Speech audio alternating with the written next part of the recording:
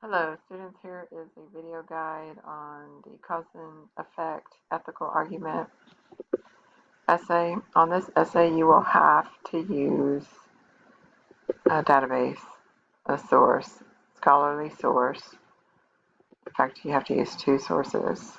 And here's the prompts. Let's look at it really quickly, give you an idea of what you need to do. You need to pick an issue that is somewhat controversial. It deals with ethical topics, and there's more than one side, and so you would have to pick a side where you stand. Okay. Now, you also have to be able to consider the other views. You have to know about them, be informed, and address at least one of them. You have to offer the counter argument and either concede or refute that point of view. Now, one piece of advice I would like to offer is for you to pick a topic that is not emotional for you or a topic that you've not already made a decision. Okay, a lot of times if we pick a topic that we've already decided upon, we form an argument that's not very logical. The argument is based on our emotions, and those emotional arguments or emotional appeals are not very strong because you don't really know your audience's views in this situation. Okay, so maybe pick a fresh topic, a unique topic, and go with that. Here are the requirements. As always, you need support, you need specific evidence. You have to acknowledge opposing points of view and consider their opinions and the consequences of their views. You know, the effects. This is a cause and effect essay after all. You have to have 12 to 1500 words, and then you do need a works cited page. The works cited page does not count towards the word count. And in the essay, you need at least 3 to 5 citations with the two scholarly sources. And what that means is you have to, in your paper, embed your evidence from these two scholarly sources 3 to 5 times. Okay. And you will use the graph templates in order to do that. There will be another video about how to do that.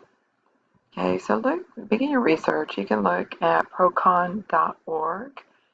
They have a lot of topics nicely organized, and those are scholarly sources.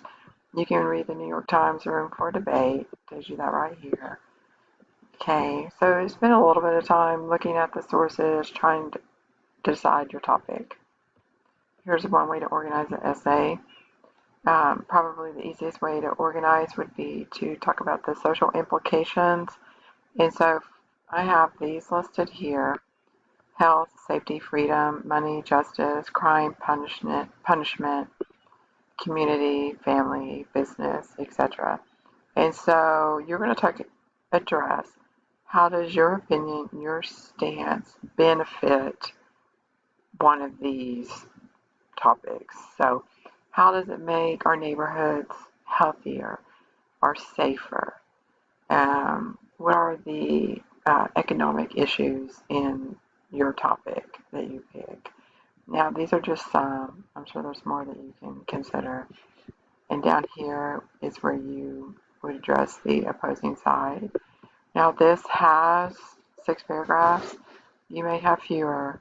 You may invest more time in just 2 social elements and then the opposing point of view just to get your word count. But that's the outline. That's how we structure it. Now, let me show you the two, procon.org.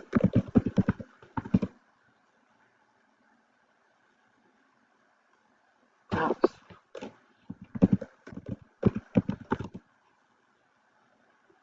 Here's procon.org. They have their topics change all the time depending on what's going on in the world. And so you can go here and scroll through some of the topics and decide. And remember, it has to be an ethical issue. And, vaccines for kids, that's a hot topic right now. And what's nice about procon.org, it does a side-by-side comparison. Okay, so you could read these. These could be your sources that you could use both to support your opinion and to support the opposing view. Okay. It also offers, sometimes you can find graphics that have facts and statistics, which would be nice, to support your argument. The other resource that I mentioned is New York Times up front, no room for debate. This is a scholarly source as well, and so here are some of their more recent topics. Again, it has to be an ethical issue. It has to be something that talks about what's good for society, what hurts society, that kind of issue. Okay, so if you pick a topic, you have to ask the question, what is this ethical? Does it have ethical sides? Who does it affect? Who does it hurt? Okay, those kinds of questions you need to consider and answer. The other resource that you have is at the DCCC database, and so you would go to search for articles. I'm going to show you this in a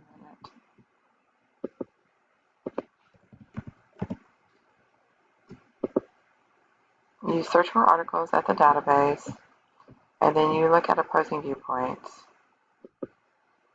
Opposing viewpoints is, again, it offers controversial topics. It offers at least two opinions on the topic.